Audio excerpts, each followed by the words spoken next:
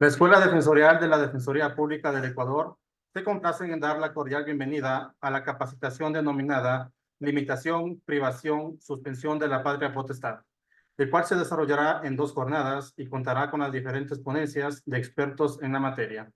Saludamos la presencia de la magíster Tania Torres, directora de la Escuela Defensorial, doctora Marcela Borja Román, defensora pública del área de familia, niñez y adolescencia de la Defensoría Pública, señoras y señores directores nacionales, coordinadores regionales, directores provinciales y coordinadores provinciales de la Defensoría Pública, compañeras y compañeros defensores públicos, representantes de los consultorios jurídicos gratuitos, señoras y señores estudiantes de las diferentes universidades del país, señoras y señores, sean todos bienvenidos.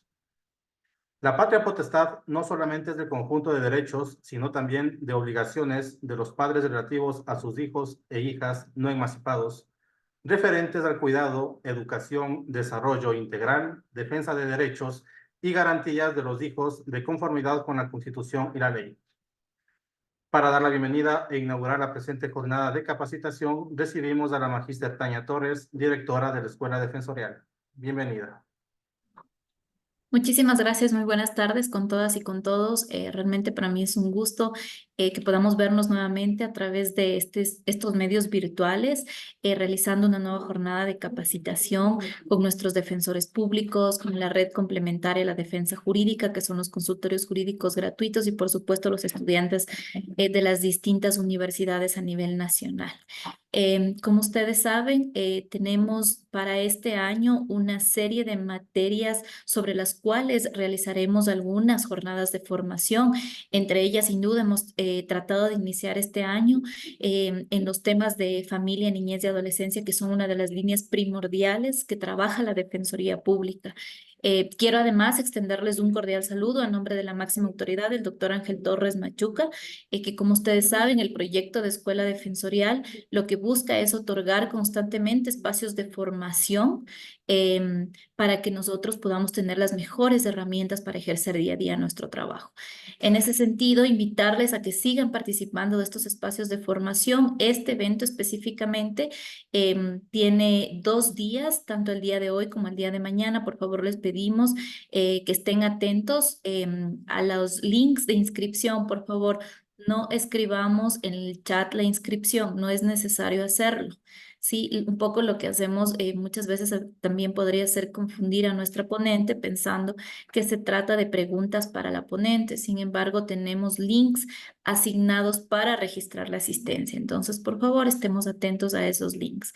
Muchísimas gracias una vez más, pues, y espero que la misma cantidad de personas que hemos tenido el día de hoy, una afluencia bastante importante, podamos tener el día de mañana y que también podamos incentivar una conversación con nuestra ponente. Muchas gracias. Adelante, por favor, Daniel. Agradecemos las palabras de la directora de la Escuela Defensorial. Recordamos a los asistentes las siguientes indicaciones. Para obtener el certificado de asistencia a este curso es obligatorio que el participante cumpla con su participación y registro de asistencia en los 2 días de este programa formativo. El registro de asistencia se enviará a través del link que será remitido los 15 últimos minutos de cada jornada. Se solicita mantener, por favor, encendidas sus cámaras durante todas las sesiones. Adicionalmente, si el participante desea intervenir o si tiene alguna duda o consulta, mientras se desarrolla la ponencia, solicitamos gentilmente alzar la mano del Zoom. Reiteramos que no se debe utilizar el chat para registro de asistencia. Con estas indicaciones, saludamos y damos la bienvenida a la ponente del día de hoy, doctora Marcela Borja Román. Ella es doctora en jurisprudencia y abogada de los juzgados y tribunales de la República del Ecuador por la Universidad Central del Ecuador, especialista superior en Derecho Procesal por la Universidad Andina Simón Bolívar, especialista en Derecho de Niñez y Adolescencia con 14 años de experiencia enfocada en la protección y promoción de los derechos de niñas, niños y adolescentes. Desde el año 2009 se desempeña como defensora pública del área de familia, niñez y adolescencia. Su ponencia está distribuida en 2 partes. El primer tema, que tomará el tema sobre limitación, suspensión o privación de la patria potestad, y el segundo tema, declaratoria de adoptabilidad. De esta manera recibimos a la doctora Marcela Borja, quien tendrá 40 minutos para su exposición. Bienvenida. Muchas gracias, muy buenas tardes con todos. Agradezco la invitación para participar de esta capacitación. Voy a pedirles, por favor, que me permitan compartir pantalla. Puede compartir, doctora. No sé si es que ahí podemos visualizar la pantalla. Sí, se puede ver. Perfecto, muchas gracias. Bueno, como les decía, para mí es un gusto estar compartiendo nuevamente con mis compañeros a través de esta plataforma que es la Escuela Defensorial. Y bueno, sin más preámbulos, vamos a comenzar con la ponencia que se me ha asignado el día de hoy. El tema a tratar básicamente es la patria potestad en cuanto a la limitación, suspensión y privación. Veamos si es que podemos avanzar. Nuestro temario será definición, restricciones, restitución y declaratoria de adoptabilidad.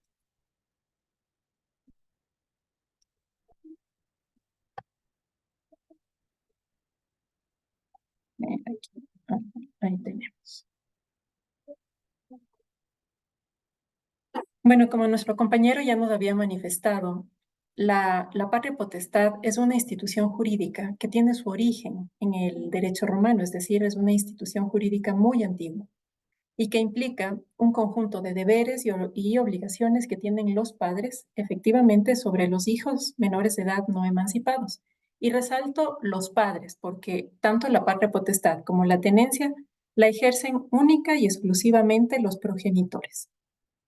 Esto implica la representación legal, la administración de los bienes, decidir sobre el lugar de residencia habitual de los hijos, entre otros. Así también tienen la obligación de respetar, proteger y velar por el cumplimiento de los derechos y garantías de sus hijos, tales como la identidad, la salud, la alimentación, la educación, la integridad personal, entre otros.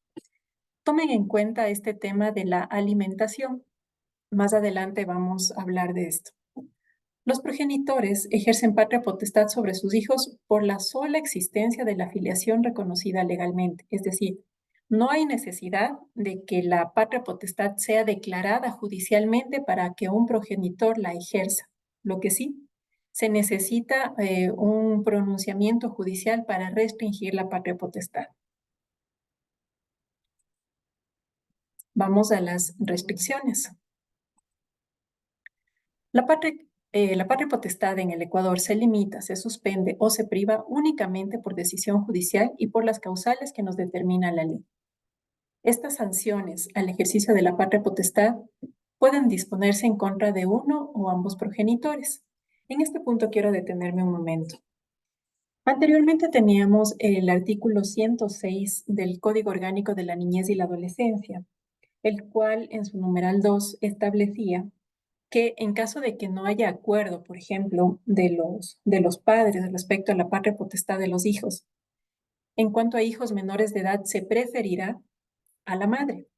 Sin embargo, se elevó una acción pública de inconstitucionalidad acerca del artículo 106 respecto a la preferencia materna, por cuanto se establecía que esta preferencia materna lo que hacía es vulnerar el principio de corresponsabilidad parental.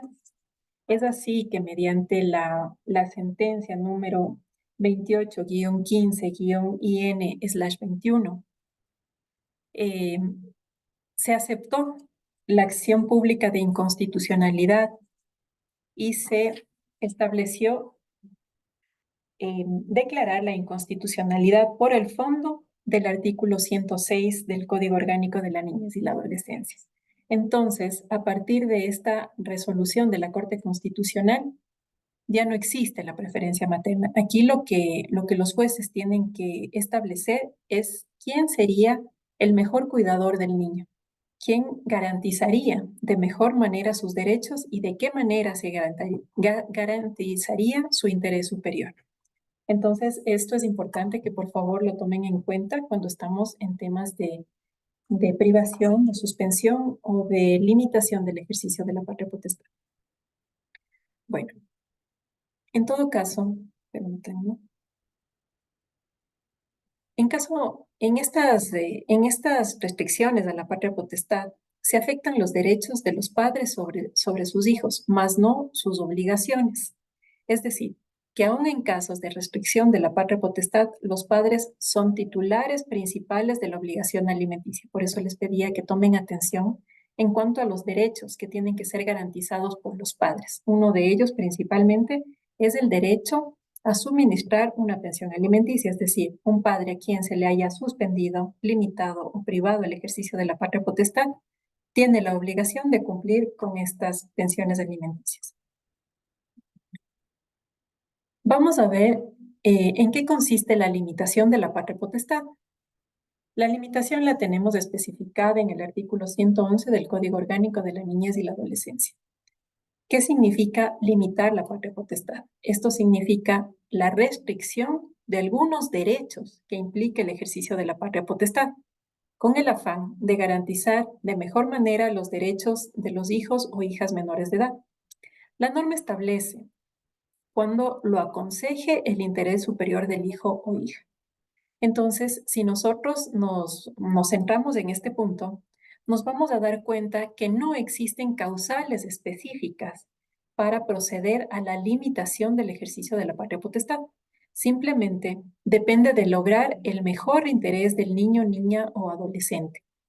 Les traigo un ejemplo que se vuelve muy común ahora en estos días en los cuales nuestros compatriotas ecuatorianos se están movilizando nuevamente, dada la situación económica que tenemos en el país. Por ejemplo, uno de los derechos de los padres sobre los hijos que puede limitarse es el decidir sobre el lugar de residencia habitual de los hijos en el extranjero.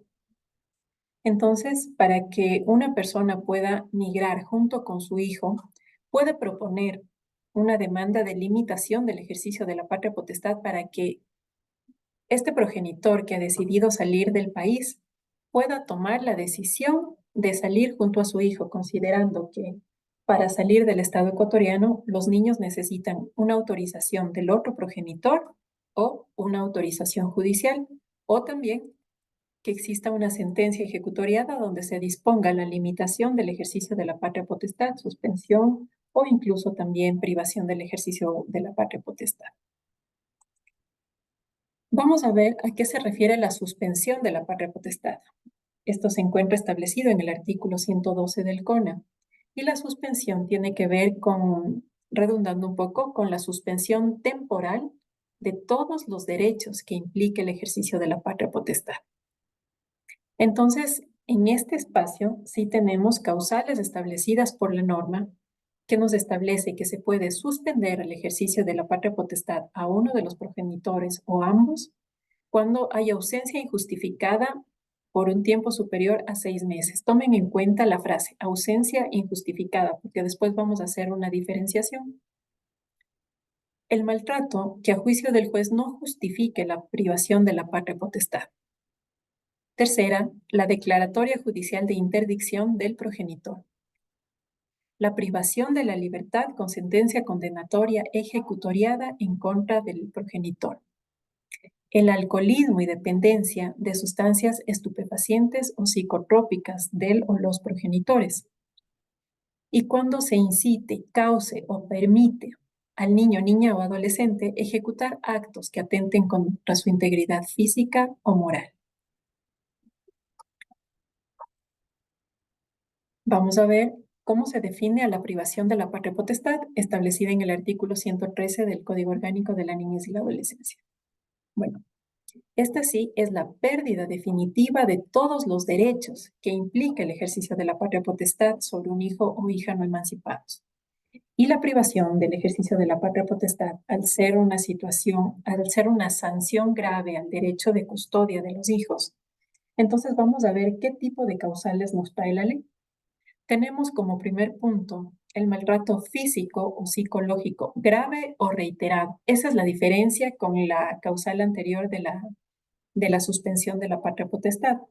Si bien para suspender la patria potestad se habla de un maltrato que a criterio del juez no sea causal para privar, pero aquí estamos hablando de un maltrato físico, psicológico grave o reiterado. Entonces, por ejemplo, aquí se puede hablar de violencia sistemática. Y cuando hablamos de un maltrato grave es el nivel de lesión que hemos causado físicamente en el niño, niña o adolescente. Vamos con otro tema muy fuerte en contra de los niños, que es el abuso sexual de alguno de los progenitores en contra del hijo o hija. Aquí también tenemos que tener claro, la norma dice del abuso sexual en contra del niño por parte del progenitor, no el hecho de que el niño haya sido abusado al cuidado del progenitor. Eso es muy diferente. Entonces tenemos que hacer la diferenciación.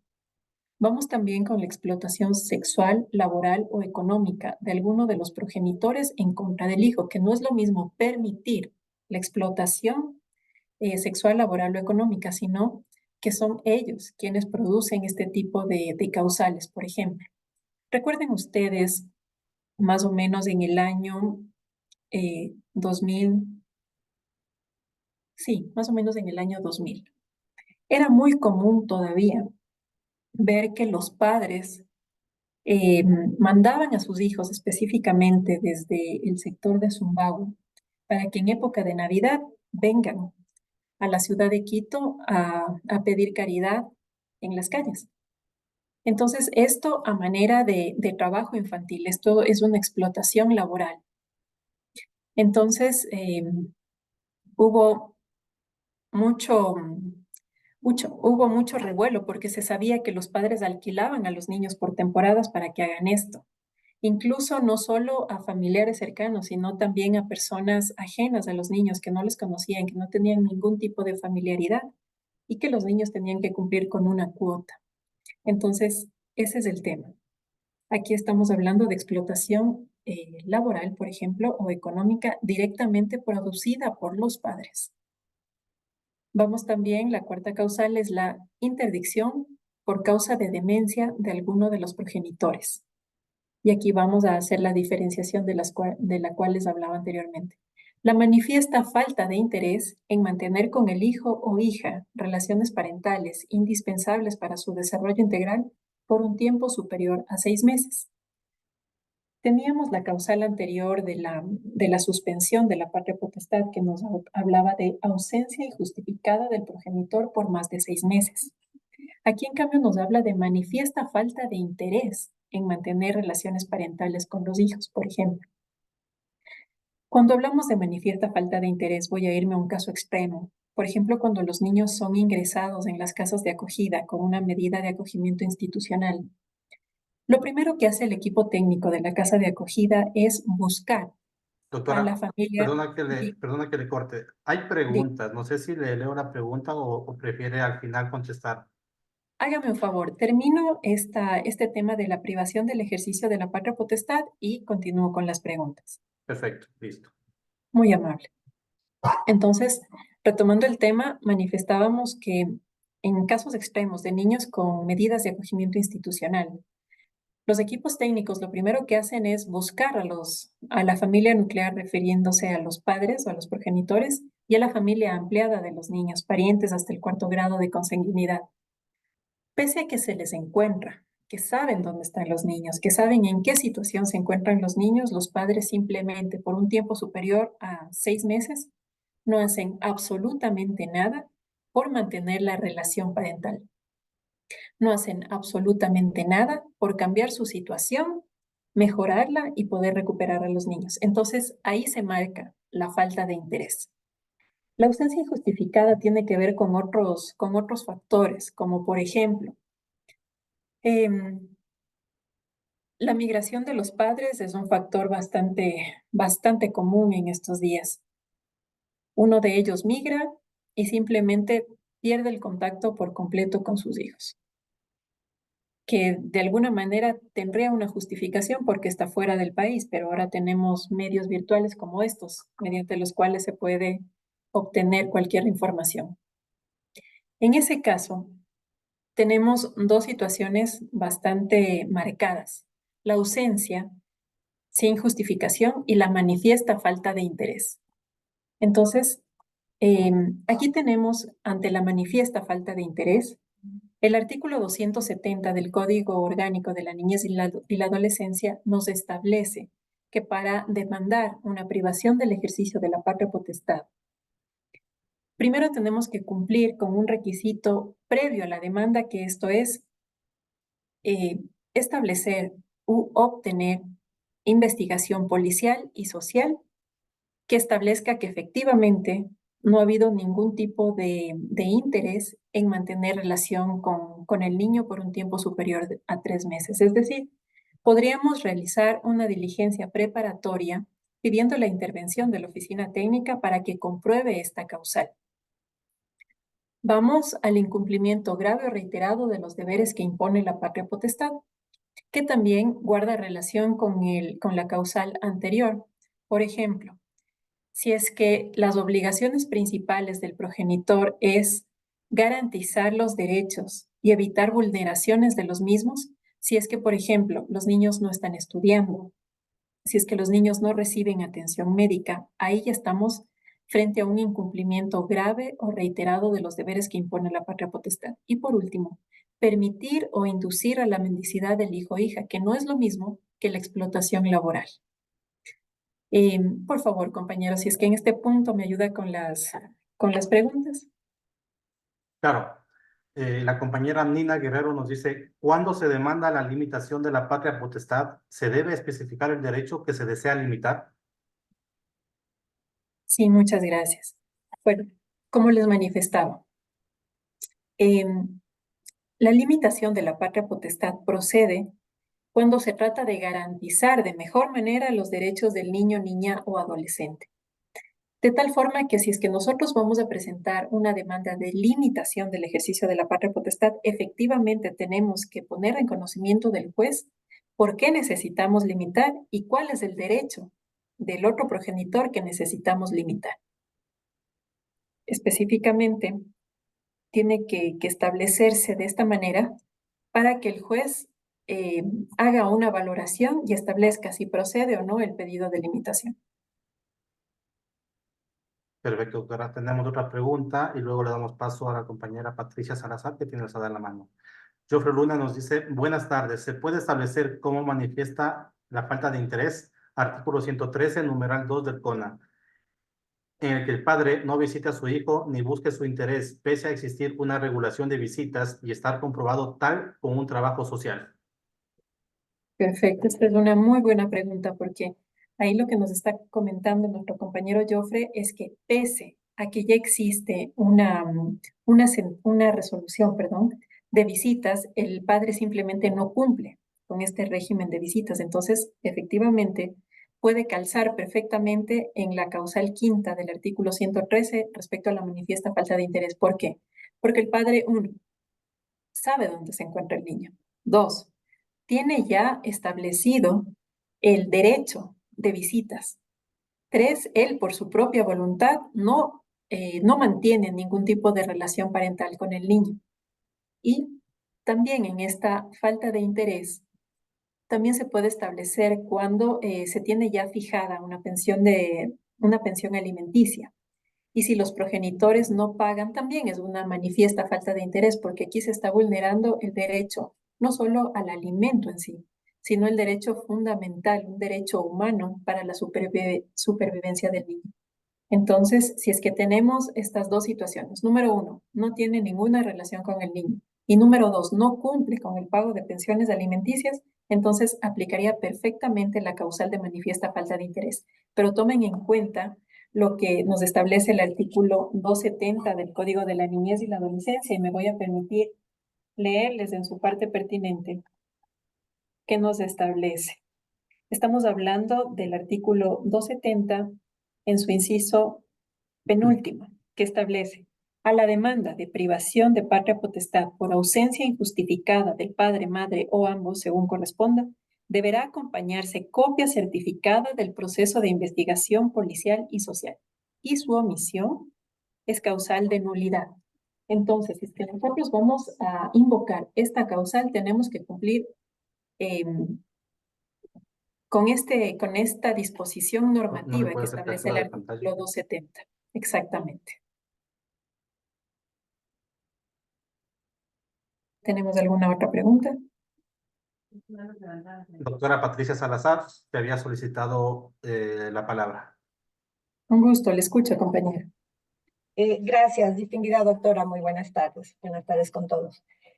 Doctora, quisiera hacerle la siguiente consulta en relación a la consulta de inconstitucionalidad a la que usted hizo referencia y mencionó sobre la sentencia 28-15-IN/21. Yo quiero saber cuáles son los efectos jurídicos de esta declaratoria de inconstitucionalidad y le pregunto por qué esta inquietud mía. Porque tengo conocimiento de casos de madres que nunca han demandado juicio de alimentos, no ha habido régimen de visitas, pero vino el padre un día y cogió el niño y se llevó. Y resulta que ya no puede hacer la recuperación del niño, o al menos eso es lo que le han dicho, que no se puede hacer la recuperación del niño porque ella no tiene esta tenencia del niño dictada por un juez, dispuesta por un juez. Entonces, mi pregunta es esa, ¿cuáles son los efectos jurídicos? Y si en verdad este tema de la recuperación, si yo tengo a mi hijo y se me lleva el padre, ya no puedo demandar una recuperación del niño y tengo que presentar una demanda de tenencia de mi hijo. Por favor, si usted nos puede aclarar un poquito el tema le agradezco mucho. Gracias, doctora. Aquí nos estamos refiriendo a dos sentencias de la Corte Constitucional. La una de la que yo les hablaba es en la cual se declara la inconstitucionalidad de la preferencia materna. Es decir, que no solo por el hecho de que un niño es menor de edad, siempre se le preferirá, menor de 12 años, siempre se le preferirá a la madre. Esa es la sentencia a la que yo me refiero. Aquí simplemente lo que se hace es colocar a los progenitores en igualdad de condiciones para el cuidado y protección de sus hijos. Sin embargo, mi doctora, usted se está refiriendo a una sentencia diferente, emitida también por la Corte Constitucional, en la cual, por un proceso, si no estoy mal, creo que era un proceso de visitas, en el cual el padre realiza la visita y se lleva al niño y no le devuelve. Ese más o menos era el contexto de la otra resolución, que no tengo en mente en este momento el número de la resolución. Perdón, aquí la tengo. Es el caso 200-12-JH acumulado. Esto tiene que ver con el apremio personal derivado de las retenciones indebidas y de la obstaculización al régimen de visitas y su incidencia en los derechos de niños, niñas y adolescentes. Eso es un caso diferente. Ahora, por ejemplo, únicamente para contestar su pregunta, saliéndome un poquito del tema de esta exposición, tenemos lo siguiente.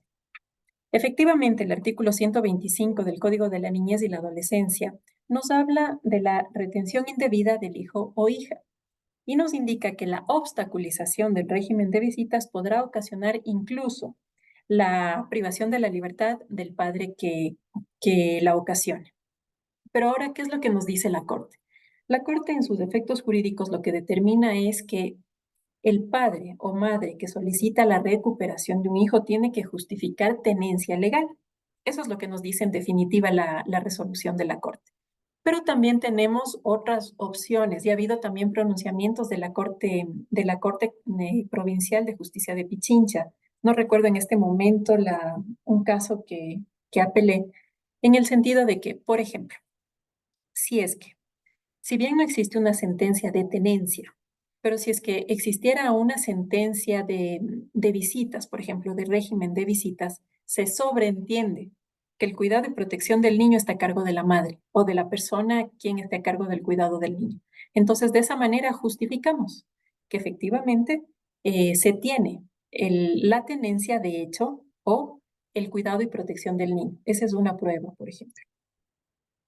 Otra de las pruebas que todavía son válidas y que podemos nosotros presentar en los casos de recuperación de menores recuperación de menores a nivel nacional, es, por ejemplo, el hecho de que en las escuelas, en los colegios, en las actividades extracurriculares o incluso en las atenciones médicas a favor de niños, niñas y adolescentes, sea el progenitor que está a cargo del cuidado, el representante legal de los niños, sea quien se encarga de llevarles a estas consultas médicas u odontológicas. Y de esa manera justificamos Si bien no existe tenencia legal, pero existe tenencia de hecho. Entonces, hay que complementar las pruebas. Las pruebas siempre son unívocas y concordantes. Entonces, si demostramos que el progenitor es el representante legal ante la escuela, ante los cursos extracurriculares, que es la persona quien siempre se encarga de llevar a los niños a sus diferentes actividades y podemos obtener documentos, esto vamos a contrarrestar también con el tema de los testigos. Es necesario que se presenten testigos a manifestarle al juez que efectivamente es la madre quien siempre está con los niños o el padre es quien siempre está con los niños. Y la Corte Provincial ha tenido pronunciamientos a este respecto. Entonces, si bien eso es lo que en definitiva nos establece la Corte Constitucional, pero también se vuelve un candado.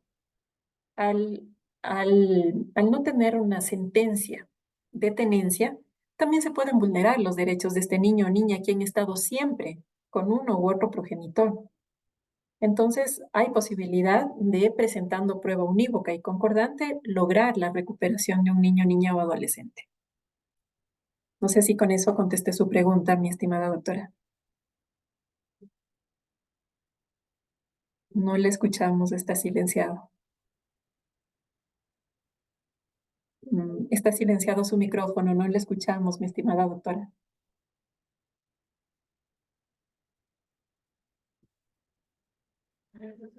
Doctora Patricia Salazar, ¿nos escucha? Bueno, creo que Sí, yo le está. escucho. Ya, Listo. ahí está. Gracias, ya se activó. Doctora, de verdad que yo le agradezco muchísimo su conocimiento porque si era algo que a mí me preocupaba, yo no hago derecho de familia, soy defensora pública y hago derecho penal, pero sí conozco varios casos, así que me han dejado muy preocupada por este tema. Y yo algún rato hablaba de esta tenencia de hecho con el juez y el juez me decía que no existe la tenencia de hecho, pero realmente usted ahora corrobora. Y realmente es importante porque muchas madres están pasando esto en este momento. Entonces yo le quedo muy agradecida, doctora. Gracias por el conocimiento. Con gusto, doctora. Bueno, vamos a seguir dando paso, compañero. Adelante, por favor. Me sale el nombre de Defensoría. Exacto, siga, Sí, por gracias, favor. muchas gracias. Wilson Proaño, defensor público de Cotopaxi. Una pregunta, buenas tardes, doctora. Buenas tardes. Entiendo que la suspensión de la patria potestad se resuelve a través de una resolución por cuanto puede ser restituida. Y la privación de la patria potestad mediante una sentencia, en la cual el artículo 113, en su inciso segundo, indica que una vez de que el juez declara en la misma resolución la pérdida de la patria potestad, declarará la adoptabilidad del niño, niña o adolescente. ¿Qué sucede si es que el juez no da cumplimiento a lo que establece el artículo 113 en su inciso segundo? No da la apertura de la adoptabilidad a fin de que el MIES pueda realizar los trámites respectivos y de esa manera se pueda otorgarle otra familia a esta persona o a este niño que ha sido privado de su patria potestad. Listo. Se me adelantó un poquito con el tema, mi doctor, pero voy a proceder a contestar su pregunta. Considerando que en este artículo establecido por usted, que es el 113, existe norma expresa de que en casos de privación de patria potestad también se puede proceder a la declaratoria de la adoptabilidad. Si es que habiendo norma expresa, el juez no cumple con esta disposición, tenemos una segunda opción, que es la apelación. Esto tiene que subir a corte provincial para que el Tribunal de Jueces de Alzada puedan analizar estos temas.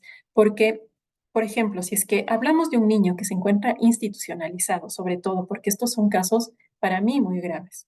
Si es que ya tenemos un niño institucionalizado por un tiempo superior a 6 meses, que estamos esperando, ¿cómo es posible que un juez no proceda a declarar a este niño en adoptabilidad en garantía de su derecho a tener una familia y disfrutar de la convivencia familiar?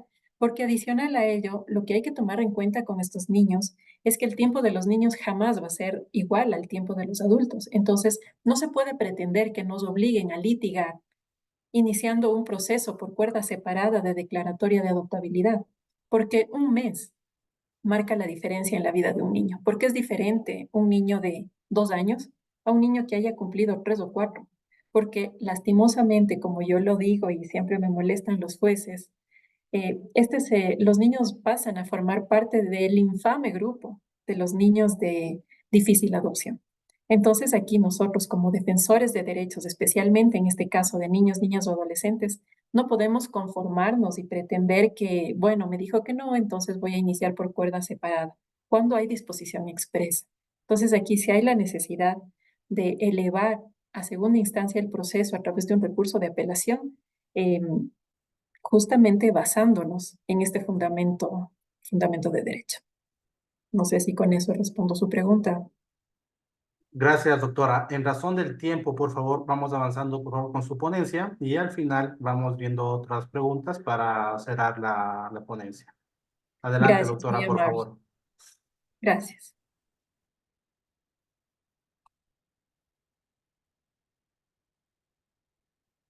Vamos a ver que también existe la posibilidad de restituir el ejercicio de la patria potestad, como lo establece el artículo 117 del Código Orgánico de la Niñez y la Adolescencia.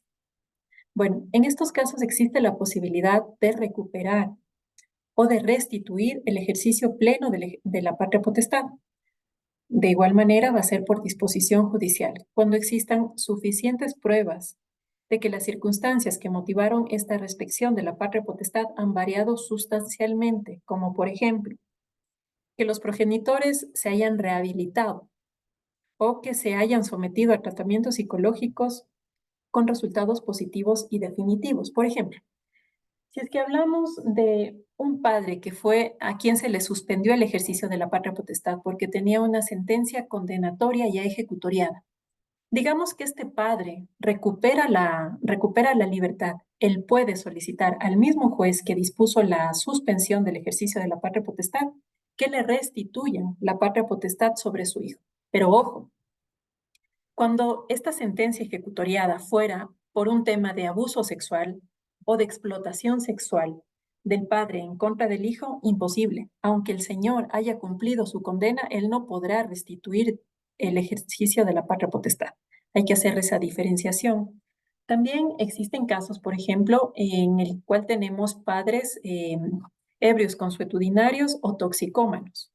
Si es que se ha podido establecer que el padre o la madre se ha rehabilitado adecuadamente del consumo de estas sustancias estupefacientes, después de las respectivas valoraciones psiquiátricas y psicológicas, el padre podrá solicitar la restitución del ejercicio de la patria potestad. Ahora, también tenemos que tomar en cuenta que es improcedente que por la insuficiencia de recursos económicos se pretenda restringir de alguna manera la patria potestad.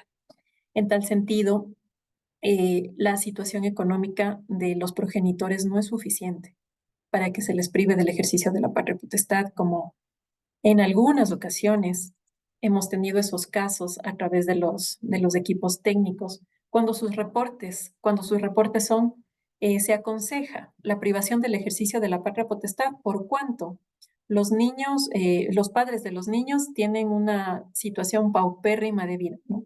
Eso no es suficiente. Es más, el Estado ecuatoriano tiene la obligación de garantizar el derecho no solo de los niños, sino de esa familia. Entonces, eso por favor tomar muy, muy en cuenta.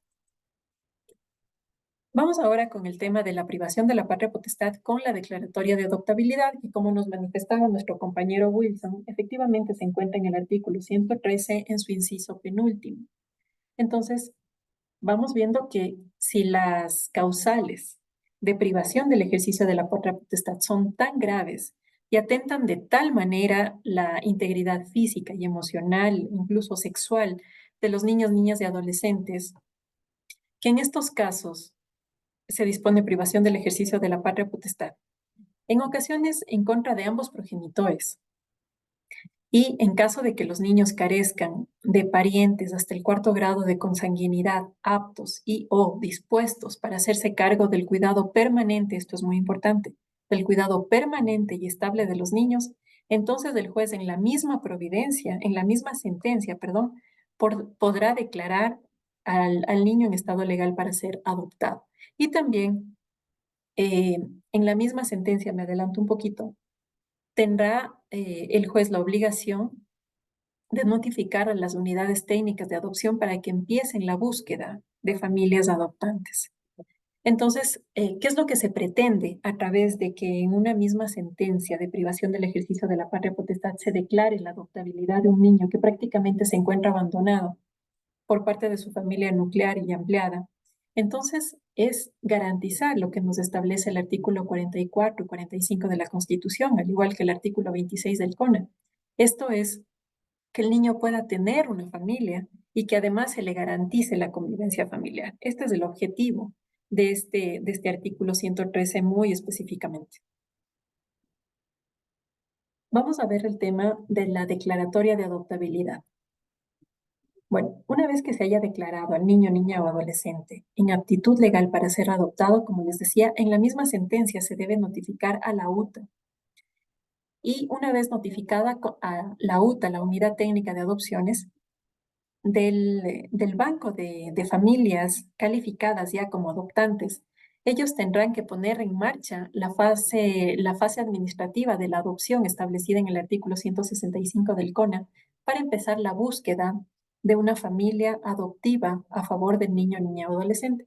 Consideremos que la norma de niñez y adolescencia siempre va a ver el mejor interés del niño. Entonces lo que se hace es buscar familia para los niños y no al contrario, buscar niños para las familias.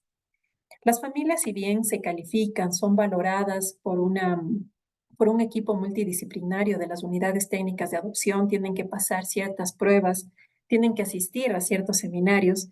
Si bien las familias ponen sus condiciones en cuanto a que ellos estarían dispuestos a recibir a niños de tal y tal edad, de tal y tal sexo. Es lo único que las familias pueden elegir de alguna manera. Porque tomemos en cuenta que ni siquiera en las casas de acogida, antes de la etapa de emparentamiento, las familias pueden acercarse a una casa de acogida y en una vitrina, como si se tratase de objetos o de cachorros, seleccionar al niño que quieren adoptar. Eso no está permitido por la ley. A las casas de acogida no puede ingresar cualquier persona. Entonces, esta es la garantía del derecho de los niños. Si es que la familia dice, bueno, estamos dispuestos a hacernos cargo, a adoptar a un niño o niña de tal edad a tal edad, perfecto. Se comienza a ver en el banco de familias cuáles son las preferencias de esta familia en relación al niño que recién ha sido declarado en adoptabilidad. Pero jamás en resguardo o en garantía o de acuerdo a las preferencias de la familia. Hemos tenido casos muy, muy tristes en los cuales, por ejemplo, recuerdo uno hace unos tal vez 6 o 7 años, en los cuales ya se inició la etapa de emparentamiento. La niña ya tuvo relación con una mujer, era una mujer soltera, que se calificó como familia adoptante. ¿Y qué pasó? La niña tenía solo 5 años. Su ascendencia era de personas de la región costa de nuestro país. Y un día simplemente, cuando ya la niña estaba relacionándose con la señora, comenzó a bailar alguna canción de reggaetón que a ella le gustaba. Y lastimosamente la señora, sin pensar, sin darse cuenta de qué manera podía herir los sentimientos o la susceptibilidad de esta niña, lo que ella dijo es, se acercó a la UTA, devolvió a la niña y le dijo que esta niña está predestinada a ser una mujer de la calle, porque tiene actitudes muy complejas y su forma de bailar no le gusta. Entonces, démonos cuenta, ¿qué rigurosidad tiene que existir para calificar a una familia adoptante? Porque no es posible que una mujer en estas condiciones vulnere de tal forma los derechos de esta niña, que solo tenía 5 años y que su inocencia le llevó a disfrutar simplemente de una canción cualquiera que ni siquiera sabemos de qué se trataba, pero esos son los casos que tenemos en el Ecuador. Bueno, sigamos. Vamos con el tema de que nuestra institución, la Defensoría Pública, patrocina por el momento, según lo que establece nuestra normativa, únicamente causas de privación del ejercicio de la patria potestad cuando se trate de niños o niñas que se encuentran con medida de acogimiento institucional, actuando en estas ocasiones en nombre y en representación de los directores de las casas de acogida en calidad de representantes legales de los niños. Porque así lo establece el artículo el 115.5 del Código de la Niñez y la Adolescencia, que son legitimarios activos para plantear una demanda de privación del ejercicio de la patria potestad, precisamente los directores o representantes legales de las casas de acogida. Ahora, considerando que son ellos legitimarios activos para proponer este tipo de causas en garantía de los derechos de niños, niñas y adolescentes institucionalizados, es precisamente el artículo 14.5 de la Ley Orgánica de la Defensoría Pública quien nos autoriza a patrocinar a los representantes legales de de las casas de acogida, efectivamente. Voy a dar lectura al artículo 14 que nos habla de de la prestación del patrocinio. El punto 5 nos dice, en materia de niñez y adolescencia, el servicio se brindará a la persona que tenga bajo su cuidado al niño, niña o adolescente. Y aquí tenemos a las entidades de acogimiento en los procesos de declaratoria de adoptabilidad o esclarecimiento de la situación social familiar de niños, niñas y adolescentes. Entonces, esta es la normativa que nos permite actuar como Defensoría Pública patrocinando a un representante de casa de acogida. No sé si es que hasta aquí tenemos alguna otra pregunta. Sí, en realidad tenemos alguna, doctora, pero vamos a dar paso a Liz Burgos, por favor.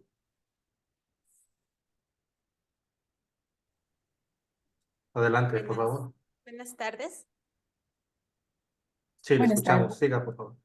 Buenas tardes, doctora.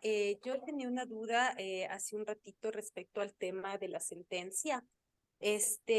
Nosotros somos el consultorio jurídico de la UTE y estamos justamente tramitando una suspensión de patria potestad por una sentencia. Pero en este caso, esta sentencia es una sentencia de homicidio. Sin embargo, este homicidio, mejor dicho, fue cometido en contra de la mamá de la hija. Fue un Entonces, femicidio. o sea, no es un femicidio porque justo se cometió unos días antes de que entre en vigencia el COI, Ok. que se lo catalogó como homicidio. Entonces, mi pregunta aquí sería la siguiente. Justamente como es un homicidio, él ya está próximo a salir en libertad. De hecho, ya se encuentra en libertad, ¿cómo se llama? En prelibertad. Ajá, exactamente. No sé si en estos casos también es factible que él recupere la patria potestad o no. O sea, recién estamos en el proceso de suspenderla. O sea, no actuaron en el momento que se estableció la sentencia. No, no actuaron porque la abuelita lo intentó en su momento, se le dificultó y actualmente recién inició un nuevo proceso. Ujú. Perfecto, perfecto.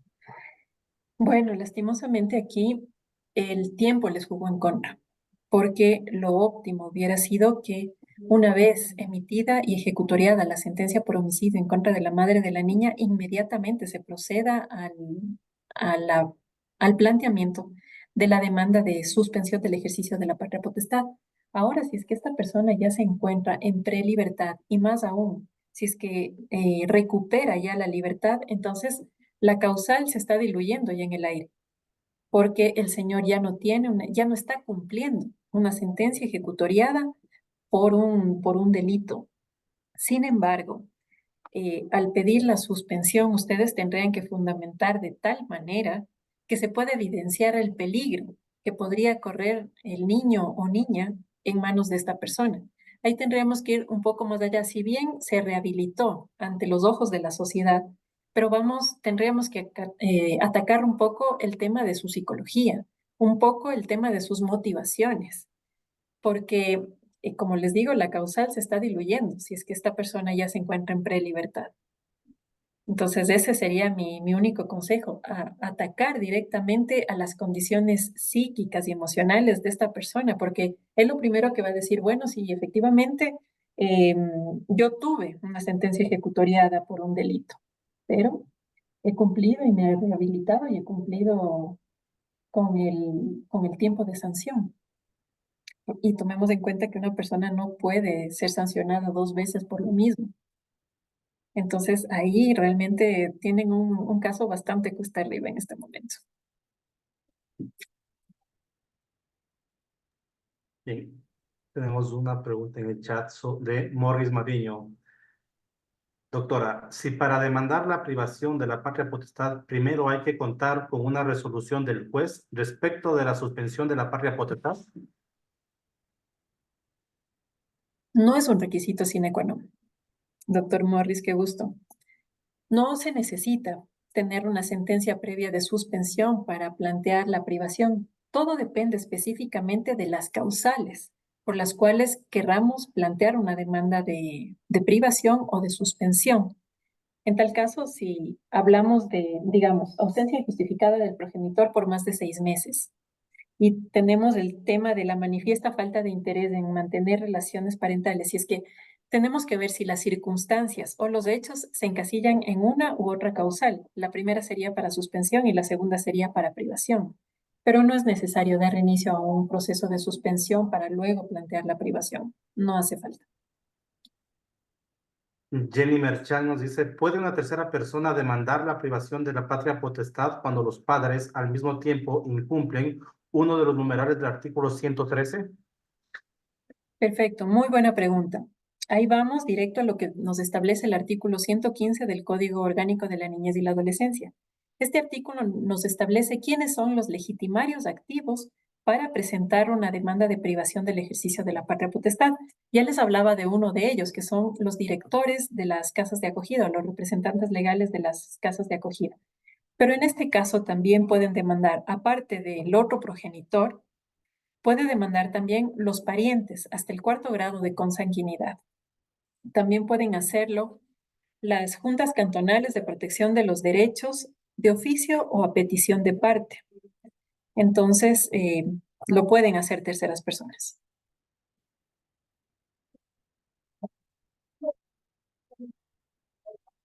Está silenciado su micrófono, compañera.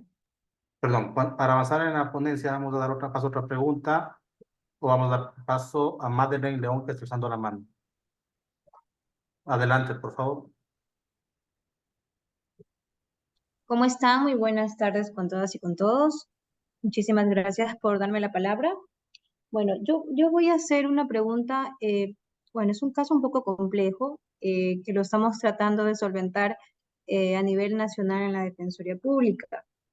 Son los casos de extranjeros que vienen de familias monoparentales, que únicamente vienen migrando la mamá o el papá con los niños, no están ambos quienes ejercen la patria potestad. Y aquí en el Ecuador se acogen a un procedimiento que se llama refugio, que es la protección internacional que entrega, ¿no? En estos casos, el Alto Comisionado de Naciones Unidas para Refugiados, como parte de sus soluciones duraderas, realiza un proceso que se llama reasentamiento, ¿verdad? Considerando que el agresor muchas veces es el padre o la madre, la persona que viene huyendo, se complica mucho el pedirle la autorización para salir del país. Entonces, en estos casos, ACNUR realiza el reasentamiento, que es el ubicarlos en un tercer país, pero necesitan de esta autorización de salida, ya sea a través de una privación de patria potestad o de la autorización vía judicial. El tema aquí es el cómo podemos nosotros realizar este procedimiento, porque sabemos que esto es un derecho, el tema de la citación al padre para poder realizar estos procedimientos. Entonces, ¿considera ustedes que podría realizarse con este tipo de procedimientos, viendo que es la persona, el agente persecutor, en estos casos como lo denominamos aquí en temas de movilidad humana, el padre o madre de estos menores de edad, por salvaguardar su vida, que se van a un tercer país, poder vía judicial otorgar este permiso sin la necesidad de que se pueda citar a esta persona? Esa es la complicación que tenemos actualmente. Sí, gracias, compañera. Usted también está un paso adelante en respecto a mi capacitación. Yo había planteado también este tema como un ejercicio. Y me gustaría, si es que me permite la persona que nos está ayudando con la dirección de esta capacitación, abrir un foro. A mí me gustaría mucho escuchar la opinión también de mis compañeros respecto a este tema precisamente. Yo en el ejercicio les he puesto prácticamente el caso que nuestra compañera León nos ha establecido. Entonces, yo lo que les proponía es que una persona, niño o niña o adolescente en situación de movilidad humana y que en vista de que no ha cesado el peligro a su integridad en el Ecuador, debe ser reasentado en un tercer país. En muchos de los casos, los niños viajan solos o acompañados de uno solo de los progenitores o incluso a veces de algún pariente, ni siquiera es el otro progenitor. Como abogados, ¿qué figura jurídica usarían para que estos niños puedan salir del Estado ecuatoriano para que puedan ser protegidos? No sé si es que alguien tiene alguna opinión al respecto en este tema. Por favor, para poder participar, compañeros, alzar la mano del Zoom y les damos autorización correspondiente para que puedan participar. Gisela Macías, adelante, por favor.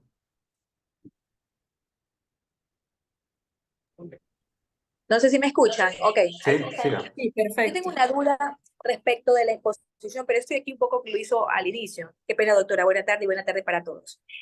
Estaba hablando, y esto porque nos pasó a nosotros un tema de Durán. Nosotros somos el consultorio jurídico de la UNI, estamos acá en Guayaquil, pero excepcionalmente llevo temas también de Durán, cuando me los solicita la Defensoría Pública, etcétera. Pero en todo caso, respecto al artículo 270, nosotros estamos planteando una demanda de privación de patria potestad y las causales, entiendo, son taxativas, es decir, las de privación son estas, las establecidas en el artículo 213, como conocemos, y las de suspensión son estas, ¿correcto? Correcto. Entonces, yo quisiera escuchar su opinión, porque lo nuestro era una privación de patria potestad y yo había alegado la causal quinta y sexta, es decir, manifiesta falta de interés, etcétera, que es muy distinta, como ya bien lo digo, a la ausencia injustificada del progenitor por más de 6 meses, que eso es una causal para suspensión de patria potestad. No sé si me está escuchando. Ok, correcto. Hasta ahí estamos bien. Pero el Sí. artículo 270 habla de a la demanda de privación de patria potestad por ausencia injustificada del padre. Realmente esto para nosotros fue nuevo. Pero eso no es causal de privación de patria potestad. Eso es una causal de suspensión de patria potestad. Deberíamos entender que hay un error aquí del legislador respecto a las causales de suspensión y de privación. O en efecto, para la demanda de privación yo debo de cumplir como diligencia preparatoria esto y aquí nunca me había pasado. De hecho, nosotros cuando planteamos demandas de privación de patria potestad, lo hago directamente por la causal y anuncio los medios probatorios, sin necesidad de esto, porque yo entiendo que esto y aquí es una causal para suspender, más no para privar la patria potestad. Sí, doctora, efectivamente es un error de redacción, pero la norma Correcto. nos establece que debemos nosotros, en caso de ausencia injustificada o en caso de manifiesta falta de interés, tenemos que justificar con una diligencia preparatoria, porque eso sería Pero es que causal de nulidad. Sí, pero eso lo no, es que no, no lo que dice le para manifiesto, manifiesta falta de interés, no dice, sí, simplemente lo dice que yo le ausencia manifiesto, injustificada. doctora, es que es un error en cuanto a la redacción de la norma, porque hay necesidad de comprobar los 6 meses de ausencia o de manifiesta falta de interés. El juez tiene que saber que efectivamente no ha habido ningún tipo de contacto o ningún tipo de interés para que pueda resolver. Entonces, sí se trata, en el artículo 270, sí se trata de un error en cuanto a la redacción, porque el juzgador necesita que nosotros le comprobemos esta manifiesta falta de interés por un tiempo superior a 6 meses o esta ausencia injustificada por un tiempo de 6 meses. ¿Y cómo podemos comprobar? A través de una investigación social, por ejemplo, que intervenga un equipo técnico que verifique que efectivamente no ha habido ningún tipo de contacto. Y investigación policial en cuanto a la búsqueda. Es precisamente a la búsqueda del progenitor a quien quien no ha tenido contacto con el niño. Entonces, en los dos casos, tanto en privación como en suspensión, tenemos que probar esto a través de una diligencia preparatoria, necesariamente.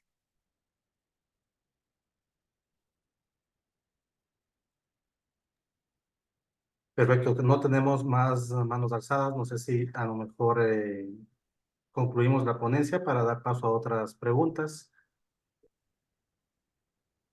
Únicamente pregunto una vez más, tal vez algún otro compañero o compañera tiene algún criterio respecto a este caso de movilidad humana en cuanto a niños, niñas y adolescentes que nos pueda dar su criterio. Jorge Vera, adelante, por favor. Hola, muy buenos días. Soy estudiante de cuarto semestre y me gustaría arriesgarme con esa pregunta. Tal vez una figura que se pueda usar podría ser un habeas corpus para hacer que ese niño pueda salir de esa retención. O, Habeas corpus. ¿Puede fundamentarle un poquito más?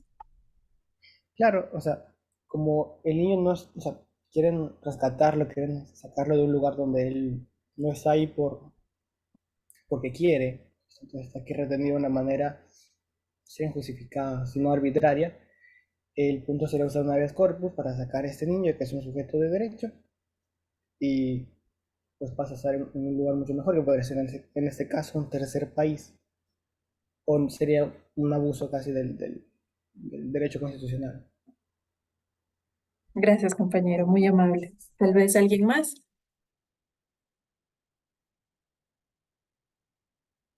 Bueno, parece que nadie más se quiere arriesgar.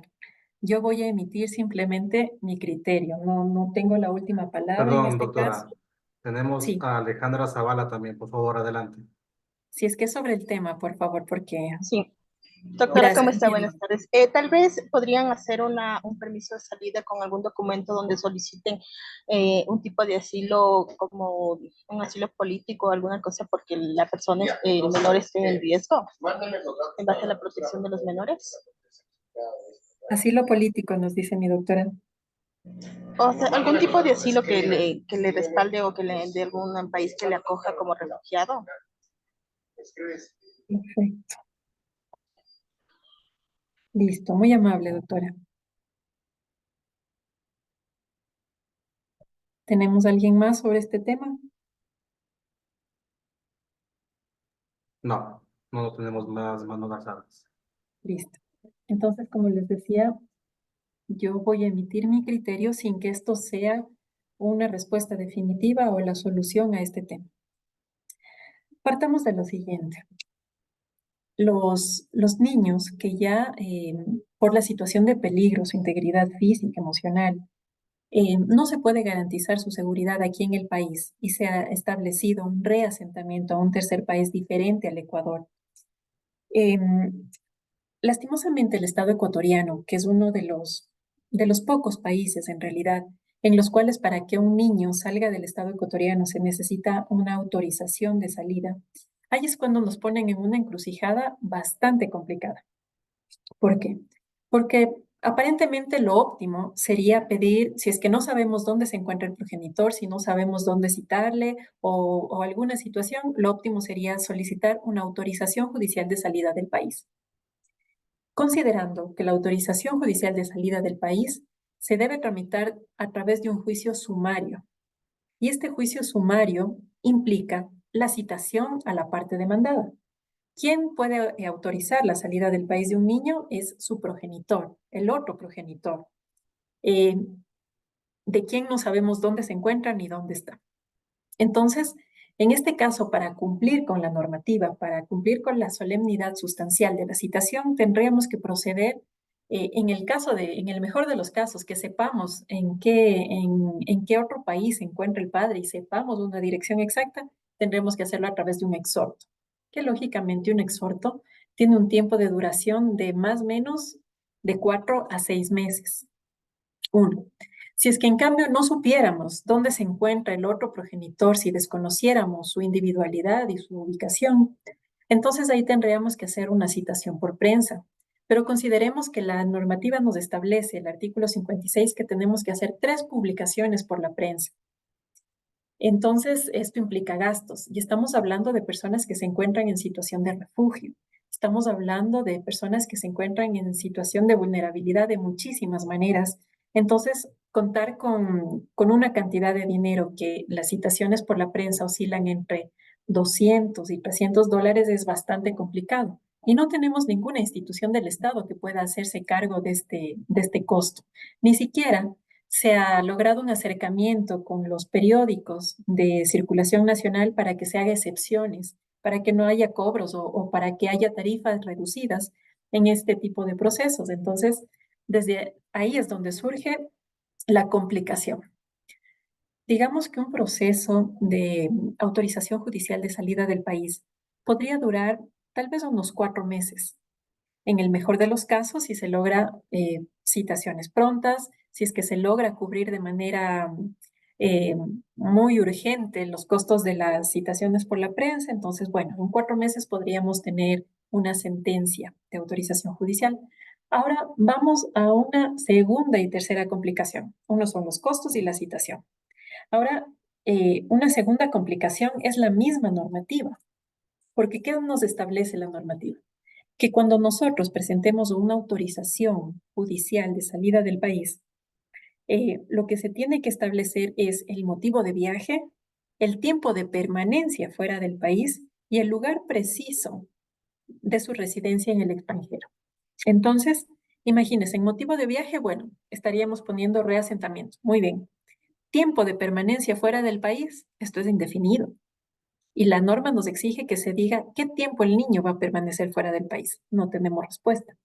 Cuando nos dicen el lugar preciso de su residencia en el extranjero, ahí estamos colocando nuevamente en riesgo al niño o niña o adolescente al que queremos proteger. Porque si es que se va a hacer un reasentamiento porque existe peligro, porque el Estado ecuatoriano no puede garantizar la seguridad de este grupo etario, entonces es imposible que en la demanda se pueda decir que el niño se va a reasentar, qué sé yo, en Canadá, en la provincia de Alberta, en la calle tal, con código postal tal, porque eso es ponerle otra vez en peligro. Entonces la figura jurídica como tal tampoco se aplicaría, que aparentemente esta es la solución más rápida. Ahora, si es que nosotros hablamos, por ejemplo, de un proceso de restricción de la patria potestad en cualquiera de sus formas, haya sido cualquiera de las causales establecidas o no en la normativa, tenemos que pensar que de igual manera se trata de un proceso sumario, tenemos que pensar que de igual manera se debe cumplir con las formalidades sustanciales, una de ellas que es la citación, que podrá ser por exhorto, tendrá que ser por publicación a través de alguno de los medios de comunicación. Entonces, no tenemos un procedimiento claro para actuar con la urgencia que esto necesita. Y una situación adicional, el hecho que los espacios de reasentamiento también tienen un tiempo de duración, justamente por la demanda que existe generalmente cuando intervienen las ONGs en este tipo de casos y se logra que tener un sitio a donde enviar a este niño, niña o adolescente solo o con su familia, le dicen que puede salir de tal fecha a tal fecha. Pero señores, los procesos no se demoran un mes. Los procesos judiciales llevan mucho tiempo en el Ecuador. Si es que una autorización de salida se resuelve en 4 meses, una limitación, suspensión o privación puede llegar a resolverse hasta en 1 año, porque necesitamos intervención de equipos técnicos, necesitamos establecer cuáles son los informes, si estos informes van a solicitar ampliaciones, si es que van a tener impugnaciones o simplemente si es que se va a apelar estos procesos. Entonces, tampoco no resulta una situación muy sencilla. En cambio, ¿cuál es mi criterio? ¿Qué es lo que deberíamos hacer nosotros, no solo como institución, sino como Estado ecuatoriano? Tenemos que considerar que cuando hablamos de autorización judicial de salida del país, hay una condición que nos dice que los niños sean residentes en Estado ecuatoriano. Un niño en situación de movilidad aún no ha tenido la calidad de residente. Entonces, a nivel del Poder Ejecutivo, esto debería sanearse. Es decir, se tendría que tener un acercamiento, primero con el Ministerio de Relaciones Exteriores, segundo con el Ministerio de Gobierno, porque son ellos quienes controlan la movilidad dentro del Estado ecuatoriano. Se tendría que emitir decretos, se tendría que emitir resoluciones, eh, como para que se autorice la salida de estos niños sin que tengan que pasar por vía judicial. Porque la autorización judicial de salida del país tiene que ver con niños residentes en el Estado ecuatoriano. La residencia no es solo porque vive en el Estado ecuatoriano. La residencia tiene que ver incluso con el tiempo de permanencia de los niños en el Estado ecuatoriano. Por ejemplo, si tenemos un niño que, qué sé yo, ha estado 1 mes, entonces no tiene la calidad de residente. Sin embargo, en las fronteras no les permiten salir del Estado ecuatoriano. Sin embargo, en los puertos de embarque marítimos o aéreos no pueden salir del Estado ecuatoriano si no tienen autorización del otro progenitor o de un juez. Entonces aquí el Estado ecuatoriano como tal está vulnerando los derechos de estos niños que se encuentran en dobles y triples vulneraciones. Entonces yo sí creo que como institución, y no sé si es que de pronto nosotros podríamos dejar sentado como conclusión de este curso, que existe la necesidad imperiosa de que la Defensoría Pública, que ya ha identificado el problema, pueda tener un acercamiento a nivel de nuestras autoridades máximas con estas dos instituciones, Ministerio de Relaciones Exteriores y Movilidad Humana y Ministerio de Gobierno, como para poder solucionar vía administrativa la autorización de salida de los niños, porque plantear demandas judiciales va a hacer que pierdan la oportunidad, número uno, de ser asentados en el lugar que ya se localizó. Y número dos, que lastimosamente en nuestras manos hasta la vida de estos niños se pueda pagar. Ese es mi criterio en cuanto a este tema.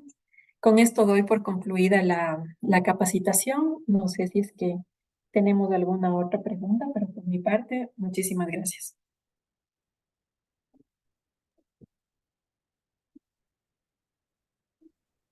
Adelante, José Francisco, por favor. Sí, gracias. Solo quería aportar.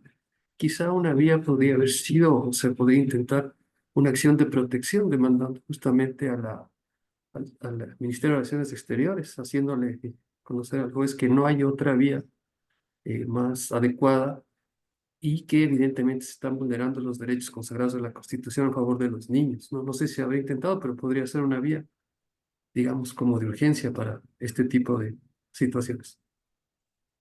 Sí, compañero, muchísimas gracias. Esa también es una muy buena opción porque aquí estamos viendo la flagrante vulneración a los derechos humanos. Ya ni siquiera son derechos inherentes a la persona. Entonces, es una opción. Realmente sí.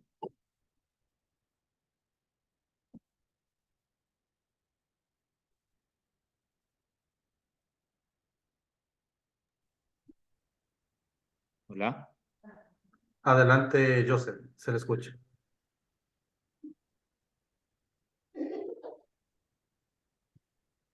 Hola, hola, buenas tardes. Sí, se le escucha, Joseph. Siga, por favor. ¿Cómo están? Buenas tardes con todos. ¿Sabe que nosotros acá en la ciudad de Tulcán, soy defensor público en la ciudad de Tulcán, estamos con este tipo de casos de lo que se estaba analizando en este momento? Nosotros lo que hemos definido de una u otra forma, nos hemos acercado de manera extraoficial, si cabe el término, a conversar con los señores jueces. Y lo que se ha mencionado es que solicitemos, en este caso específico que se ponía sobre la cuestión de una persona que va a ser reasentada en un tercer país, solicitásemos la autorización de salida del país. Ahora, la complejidad está en lo que nos mencionaba la compañera, y es correcto, la doctora, es totalmente correcto, pero lo que se nos había sugerido es que establezcamos e indiquemos la carta de aceptación del otro país y obviamente justificásemos con ello la necesidad de que el niño o niña o adolescente debe salir con esta autorización judicial, porque lo otro que se había mencionado en algún momento era el tema de la suspensión de la patria potestad, pero encontrándose las mismas complejidades. De una u otra forma, acá en la ciudad de Tulcán existen ciertos organismos no gubernamentales que les están colaborando para la cuestión de las publicaciones. Entonces, eso es lo que vamos a realizar en este caso, sería la autorización de salida del país, como para el ejemplo que se mencionaba. Gracias, compañero. Sí, efectivamente, esta es una problemática que ha surgido en este último tiempo. Y el tema es que dependemos de muchos factores y de muchas instituciones, porque efectivamente, si estuviéramos en una situación normal, donde no existe urgencia, plantear un proceso judicial, de autorización judicial, de limitación, suspensión o cualquiera de ellos, sería la solución. Pero estamos en esta circunstancia en la cual lo que más nos apremia es el tiempo. Y lógicamente nosotros como abogados sabemos que un proceso judicial lleva su tiempo, tiene sus propios tiempos, es más. Entonces, sí, acá también en la ciudad de Quito, mis compañeros de movilidad humana también están probando con el tema de las autorizaciones judiciales del país. Incluso nos hemos reunido con algunos señores jueces de acá de la ciudad, pero ellos lo que en cambio nos dicen es que ellos están atados de pies y manos porque ellos tienen que cumplir con la norma y mientras la norma no sea reformada, no hay más que cumplir con las formalidades sustanciales y eso es lo que realmente eh, nos causa una indignación como Estado ecuatoriano que seamos nosotros mismos, a través de nuestra misma normativa, quienes estamos vulnerando derechos de un grupo tan sensible que son niños y más aún niños en calidad de refugio.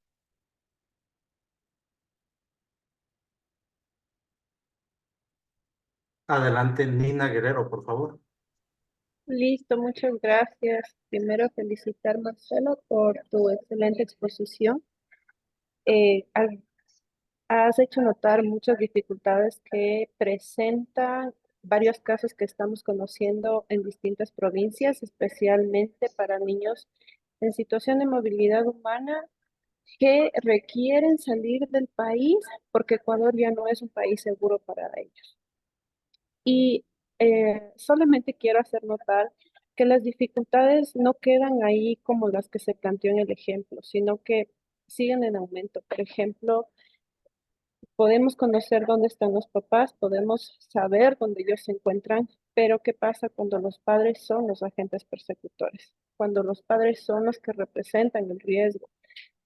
Mucho menos, o sea, no puedes iniciar ningún proceso judicial en que le cites porque eso significa entregarle al niño a su agente persecutor. Es decir, avisar a esa persona que al niño al que estaba buscando para agredirlo, para violentarlo o para cualquier finalidad, que se encuentra en este sitio y además quiere irse a otro lugar y con esa finalidad y le vas a entregar información confidencial. Ahí solamente acotar algunas apreciaciones. Primero que si se trataran de procesos en los que los niños tienen necesidad de protección internacional, están con uno de sus padres y se conoce el paradero del otro, pero no representa un riesgo de él, sí podría hacerse la solicitud de salida con la citación y todo. eh, Solicitando que se guarde reserva de los datos por la sentencia de la Corte Constitucional que existe al respecto. Segundo, si es verdad que judicialmente los jueces están impedidos, o sea, jurídicamente están impedidos de saltarse el debido proceso que incluye la citación, porque la citación implica el ejercicio del derecho de defensa del progenitor ausente.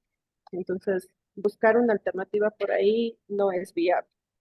Tercero, lo que tú has dicho precisamente ha sido la mejor alternativa o podría ser la mejor alternativa, que es un acercamiento entre altas autoridades para encontrar una solución al respecto. Y nosotros como defensores públicos lo que podemos hacer, sin embargo, es continuar en la construcción de los casos. ¿Y a qué me refiero?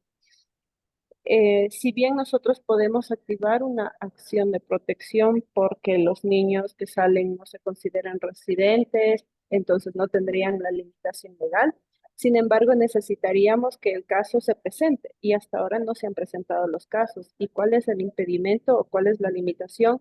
Que las ONGs que se encargan del proceso de reasentamiento ya no emiten los pasajes. Entonces, no podemos activarnos con una garantía jurisdiccional en contra de ninguna institución del Estado hasta el momento porque no ha habido la restricción de salida.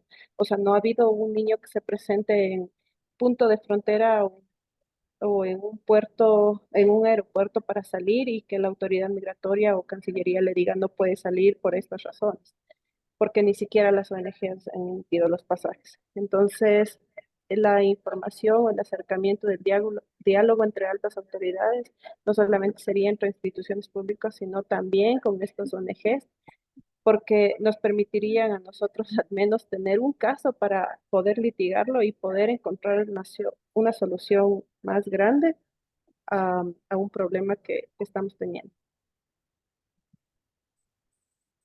Muchas gracias, Nina. Sí, tú que estás en el ámbito de acción, nos has puesto en evidencia situaciones aún más complejas. Imagínense en lo que nosotros ocasionaríamos cuando estaríamos citando, dando información al agente persecutor de este niño. Entonces, definitivamente con estas nuevas ideas que Nina nos ha puesto en conocimiento. Muchas gracias por eso. Nos damos cuenta que la situación de los niños es mucho más compleja de lo que nos imaginamos. Entonces, ante estas circunstancias, tenemos que dar soluciones. Porque si bien nosotros conocemos los casos, conocemos la problemática, pero necesitamos trascender de nuestra institución para lograr garantizar derechos. Nosotros como abogados, lo único que podemos hacer es este tipo de foros, este tipo de discusiones entre nosotros, poder proporcionarnos algún tipo de ideas para garantizar derechos, pero necesitamos dar una solución definitiva a este problema de niños, niñas y adolescentes en situación de movilidad humana. No podemos, como Estado ecuatoriano, continuar vulnerando derechos de niños que ni siquiera son nuestros nacionales y que en algún momento el alto comisionado o incluso la Corte Interamericana de Derechos puede sancionar al Estado ecuatoriano por estas vulneraciones de derechos. Entonces tenemos que dar soluciones prontas, inmediatas. Creo que ese sería el mensaje más grande como reflexión respecto a este último tema que hemos tratado. Devuelvo la palabra. No sé si alguien tiene algún otro comentario o si no, creo que daríamos por terminada esta ponencia. Bien, de esta manera agradecemos la importante intervención de la doctora Marcela Borja. Se recuerda a los presentes que este curso de formación continuará el día de mañana a las 6 de la tarde, en el cual tendremos la intervención del magíster Juan Pablo Rúa Valencia, juez de la Unidad Judicial Norte de la Familia, Mujer, Niñez y Adolescencia, que abordará el tema casos prácticos en los procesos de limitación, suspensión y privación de la patria potestad. A nombre de la Escuela Defensorial de la Defensoría Pública del Ecuador, agradecemos a las autoridades presentes, a la facilitadora del día de hoy y demás asistentes por su importante participación en esta jornada de aprendizaje. Buenas tardes con todas y todos. Muy buenas tardes, muchas gracias.